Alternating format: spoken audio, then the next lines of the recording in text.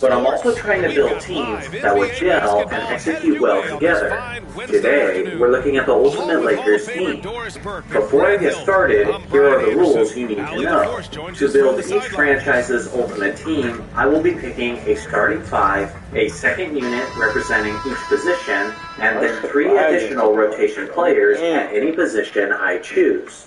In total, there will be 13 roster spots. It's worth mentioning that I will not simply be building these teams based on how talented each player is, but I'll also be factoring in how well these players would do together as teammates. So without further ado, let's get into it. Starting at the point guard position is the face of Showtime, Magic Johnson.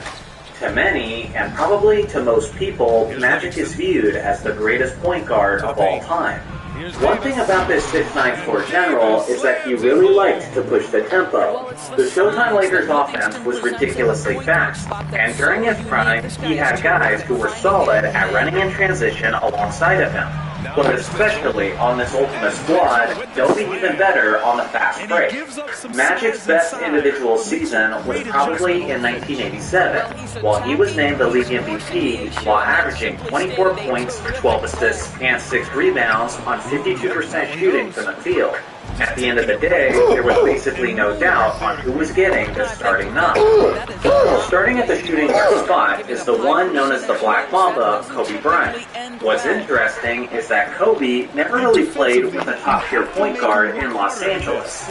Sure, Steve Nash was there for a bit, but that was long after Nash's prime. With Magic running the floor, Kobe will have to learn to play off ball, which will make this more like his time on the Olympic squads than anything else. Kobe ensures that this ultimate team will have a late-game closer, a consistent flow of offense, and an elite perimeter defender. At its best in the 05-06 season, the Mamba averaged a ridiculous 35 points while being first-team all-defense. To this day, that is the highest scoring average while being first-team all-defense.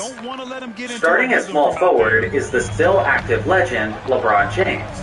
Throughout the vast majority of his career in Los Angeles, LeBron has started at the point guard spot. But in this case, he'll have to make room for Magic and return to his more traditional position. This should be no issue for LeBron, though, as he's one of the greatest transition players that the game has ever seen. Magic used to be dishing the ball to a streaking James Worthy at the small forward spot, and as effective as that was, a streaking LeBron will be even scarier. At his Los Angeles best in 2020, James averaged 25 points, 10 assists, and 8 rebounds on 49% shooting from the field. With Magic and LeBron on the floor simultaneously, there will never be a time where the open man goes unnoticed.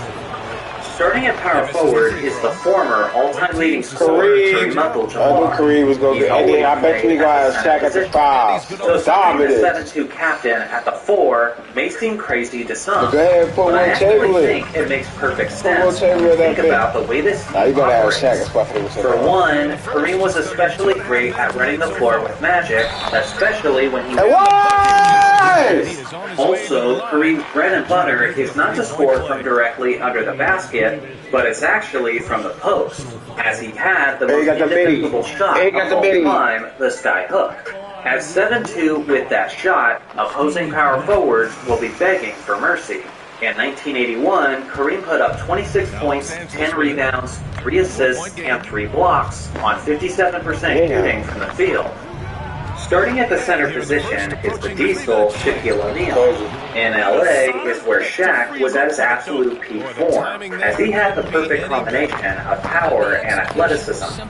With Kareem in the post, and with Kobe and LeBron on the wings, Shaq will experience the most single-man coverage that he's ever had in his life. And due to this, he'll almost certainly be shooting a career-high percentage. That's a foul! Quite frankly, that point about single-man coverage is probably applicable to every player in the starting unit, and not just Shaq. During his nearly unanimous MVP run in 2000, Shaq averaged roughly 30 points, 13 rebounds, 4 assists, and 3 blocks on a league-leading 57% shooting from the field. So love this dude. When you look at this MVP run in 2000, Shaq averaged roughly 30 points, 14 rebounds, 4 assists, and 3 blocks Without on a league-leading 57% shooting from the field. When you look at the starting unit, Magic, Kobe, LeBron, without Kareem, threes, bro. and Shaq, some modern basketball fans might complain about the lack of all that shit without threes, bro. But honestly, I'm not sure how much that really matters if the starting unit is shooting 60% from two-point range basically every night. Now on to the second unit, which is definitely strong enough to beat most starting units. The backup point guard is the logo himself, Can we get George Michael in on that bitch? Many people debate whether West should be considered as a 1 or a 2. Top 5 point guard. But given the fact that he was the starting point guard during that dominant 1972 championship run, that's where I'm placing him. He just never really had a squad, did not exist yet in the NBA during his career. He had a squad, but they couldn't get it done. He should have became more of a passer. Not only is he known as Mr. Clutch for his big game performances, but he was also one of the most underrated defenders of all time. He was a hellacious defender as a guard. He averaged about 6'4", a league-leading 9.7 assists and 4 rebounds on 48% shooting from the field. The backup shooting guard is the 6'1" Hall of Famer, Gail Goodrich. Without question, he's one of the most underappreciated players in the franchise's knockdown shooter, as he was a legitimate superstar in his own right, yet almost never gets any shine in this modern day. He was a solid pull-up shooter and was often the recipient of Jerry West's numerous assists. In their 1972 championship run, he averaged 26 points, 4 assists, and 4 rebounds on an elite 49% shooting. He may be battling for minutes with all of these incredible guards, but he'll never be a bad option when he's on the court. The backup small forward is the dominant Elgin Baylor. To this day, he holds the NBA record for the most points scored in a final game with a total of 61, which basically sums up. I'm nasty with it, bro. I know my history, baby. Beyond that, he was the greatest rebounder ever for a player his size, as he intelligently used his strength and IQ to be among the league leaders on a yearly basis. In the 1961 season, Baylor put up an insane average of roughly 35 points, 20 rebounds, and 5 assists on 43% shooting for the field. He'll be right at home when he's on the court with West, as they earn the nicknames Mr. Inside and Mr. Outside. Look at their points off penetration. I think the other thing they've done a great job of is making their presence felt inside, converting tons of paint opportunities. Here's Webb. Oh, a nice one-handed slam right there. Trading the lead back and forth, neither side is willing to back down. And right now you love the chess match, right? The ability of each side to adjust to what the other is doing. And here's Edwards. Back to Robinson. And a big finish by Robinson. Well, Mitchell Robinson will take it to the rim with authority every chance he gets. And Doris, Anthony Edwards has lived up to the expectations. He continues to get better each year. He does, B.A., and let's remember, as a former #1 pick, that carries a lot of weight and responsibility. But Ant is a guy who embraces that pressure. He wants the spotlight, and he puts in the work to be great. His future is bright. In transition, here they come. Here's Livingston. Played it in with a nice touch off the window. And we know this about Sean Livingston in transition. He's got the ability to create or finish as he does there.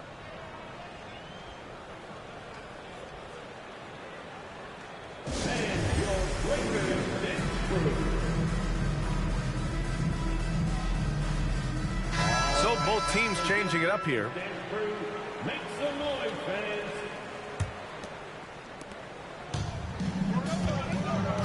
Here's Nash. He's got 5. And just about a minute and a half has passed here in the second quarter. Pass to Robinson. And here's Horford for 3. Barnes with the rebound. Now Los Angeles with it. Here's Webb. Here's Livingston. Here's Ellis. That three's off the mark. Now Carter. Horford outside. The three. And he misses again. Now 0 for 3. Well, the grimace of pain tells it all. He's hurt. Let's hope he's okay. And I'll tell you, that's the very last thing you want to see. I just feel so bad for him. What he's going through right now, you just have to hope and pray that it's not too serious.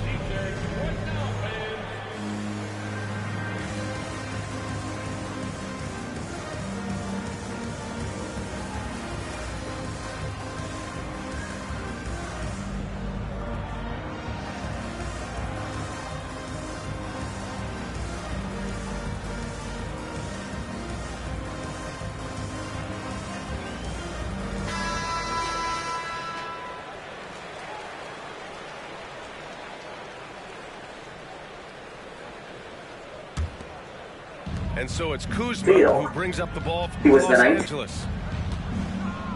21 Fires from deep. on 58% shooting from the field. I can only imagine the mismatches that Wilt will be taking advantage of as he faces backup centers on a nightly Double basis. team on Mitchell. Now on to the 3 rotation players. The first is the man known as Big Game James Worthy. This 6'9" small forward had one of the quickest first steps in basketball history. And as I mentioned before, he was extremely dangerous in transition. You would be wrong to assume that he was simply a role player, as Worthy was a legitimate star who could take over on his own. Case in point, he was the 1988 Finals MVP with one of the greatest Game 7 performances of all time. During his 7 straight All-Star seasons in LA, he averaged about 20 points, 5 rebounds, and 3 assists on 53% shooting from the field. The second rotation player is another Hall of Famer, Pau Gasol. This 7-foot center slash power forward helped Kobe Bryant win back-to-back championships in 2009 and 2010. He did it with his finesse-style offense and with his unselfish team play. In 2010, Pau put up 18 points, 11 rebounds, and 3 assists on 54% shooting from the field. He's yet another player on this absurdly stacked roster that will struggle to get a tremendous amount of minutes, but when he's in, he'll be a safe bet to produce. The third rotation player and the last spot on this roster goes to the role-playing shooting guard, Michael Cooper. There is certainly more talented and more accomplished players who could have taken this spot, but with these last few bench spots, I'm looking for guys who can fill needed roles. There is enough superstar power on this roster, and what's needed is some three-point shooting and defense. This 6'7" wing just happens to be one of the greatest 3-and-D players of all time. He made an insane 8 all-defense teams in Los Angeles, and for a while, he was a 3-point record holder in the NBA Finals. He was also insanely athletic, and was with five championship teams in the 80s, proving that he has the playoff experience to belong. So here's a final look at the complete roster of this Ultimate Lakers team. Simply put, there is no weaknesses on this squad, as they are absurdly overpowered. The different rotations and lineups that can dominate are pretty much endless. When we eventually do the 2K simulation of all the teams, this team will likely be the favorite heading in. They'll probably still find a way to lose in the first round just because 2K is ridiculous like that. But in a more realistic scenario, it's hard to envision this team ever being stopped. My one major frustration with this roster is the fact that George Mikan isn't on it. But I honestly don't see what impact he could have had when there's so many great bigs ahead of him, which is why I ultimately went with Cooper for the final spot. Here is my list of honorable mentions. Should any of these players have made the roster instead? I look forward to hearing your thoughts in the comment section below. Thanks for watching as always. Make sure to like and subscribe for more basketball content, and I'll see you guys in the next video. With the ball. 11 points in the game. Pass to Kuzma. It could go. Oh, did he get it off in time? He did! How about that? Are you serious? That was incredible. What a way to seize momentum. Can it carry over into the next quarter? Beautifully done. And the first half comes to a conclusion in a game that's been very close so far. Leading by a point. Stay with us, folks. We'll be back just after halftime to get the third quarter started. Second half of basketball is upon us, and we may be in for an exciting finish based on how close of a game we've seen so far.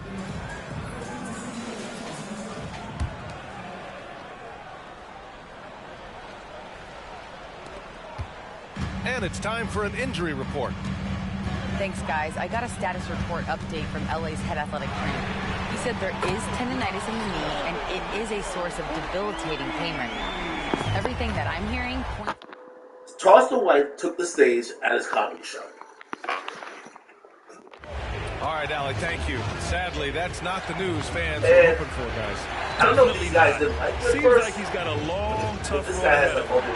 And our hearts go out to him. And the guy works so hard. His teammates love him. Coaches love him. He's going to be missed. It's just a great screen. And they got a high-powered finish out of it. And my question is, where was the help?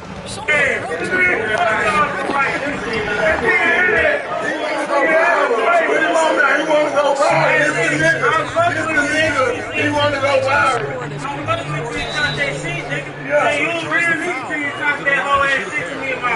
Heady play to stop that is real. Make him earn it at the line. And he knocks down the first one. It's both from the strike. The first thing is my whole got on, so you know my whole got those things, you already know what's going down. Okay. Hey, nigga, blood Second half's going along. About a minute play here. Okay, so apparently that's the guy and his uncle. They both were Pass jersey. to Carter. That Here's kind of got Ewing. into Charleston. Check by That Davis. actual video is... Carter from outside. Barnes with the rebound. And that's exactly how tightly you have to guard him every time he steps to the arc. He's just that good. Impressive one-hand slam. Yeah, I'm gonna be honest with you. Man, Yo, as long as he's confident about it, I'm good with it. Maybe use two hands next time. Charleston, He knows where he is. I love Duda. Where's the dude I met him? Everything's cool.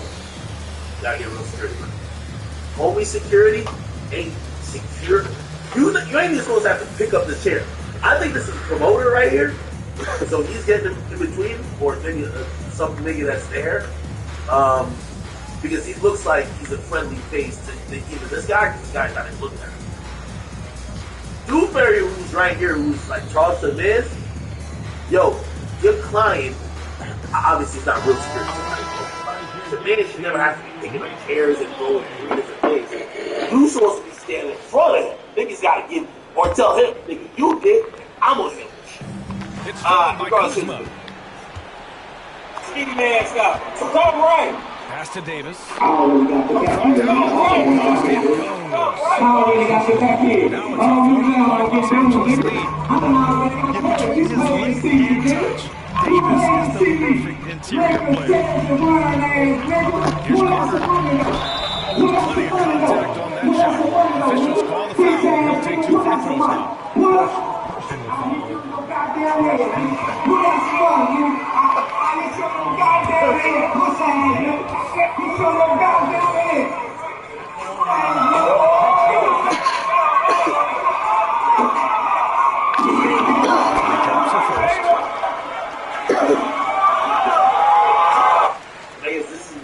So this is an uncle. Let's go back here.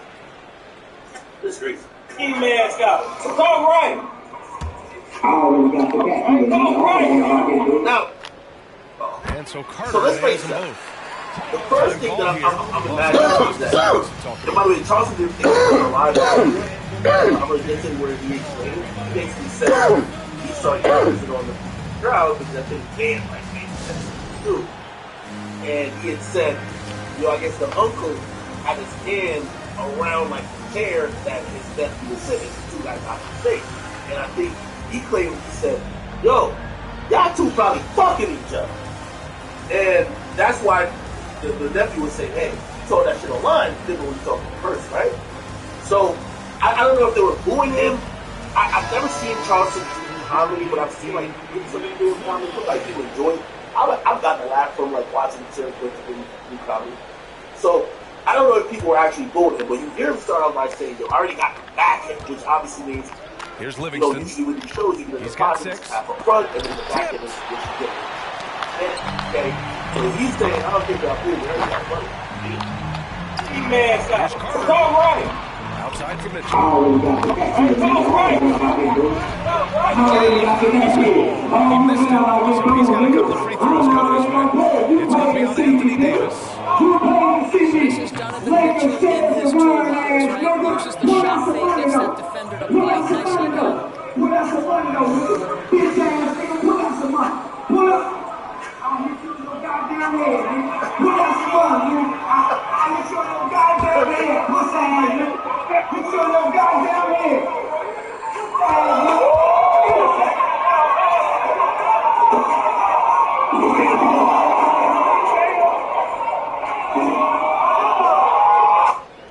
Nine tackles in there.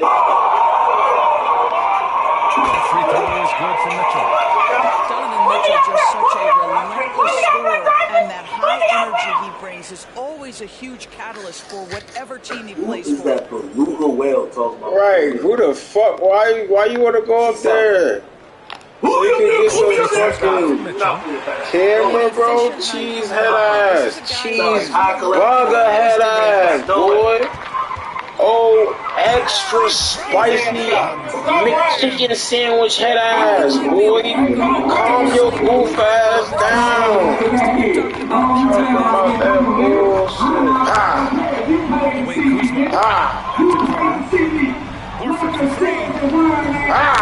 Fuck.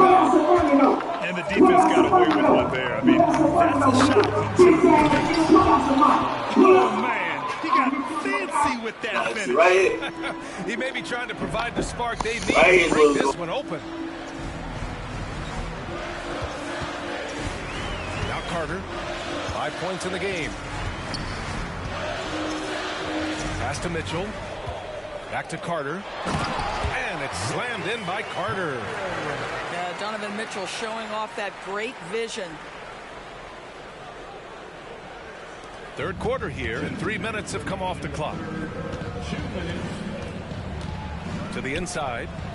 And there's the call on Al Horford. That's foul number 2 for him. Second personal foul. Second team foul. Substitution on the court.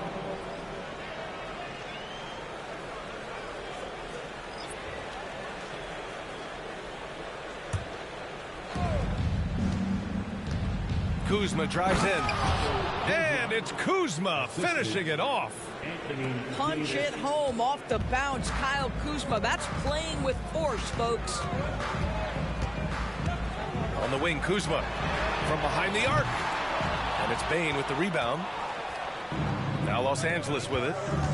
They lead by 4. And he just driving the stake in him there. He's a guy just never lets up.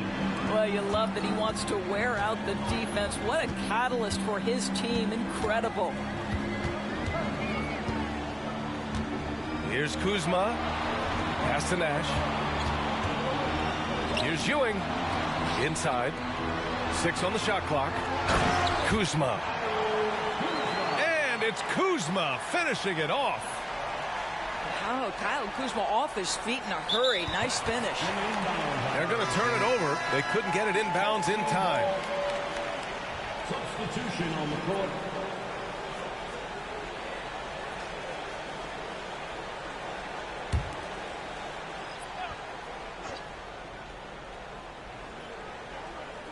Unable to get the ball in bounds. And they got called for a 5-second violation. Ball goes to the away team. 59 seconds left in the third quarter. Into the lane. Are you serious? That is some power from a point guard. Oh, I love backcourt players with some ups.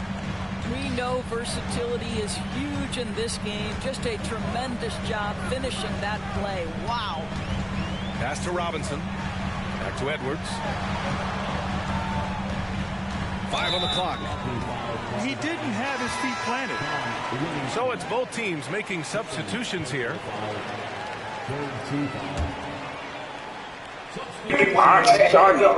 That's all I'm saying. There's Ooh, 37 seconds left in the third. Here's Here's Iguodala.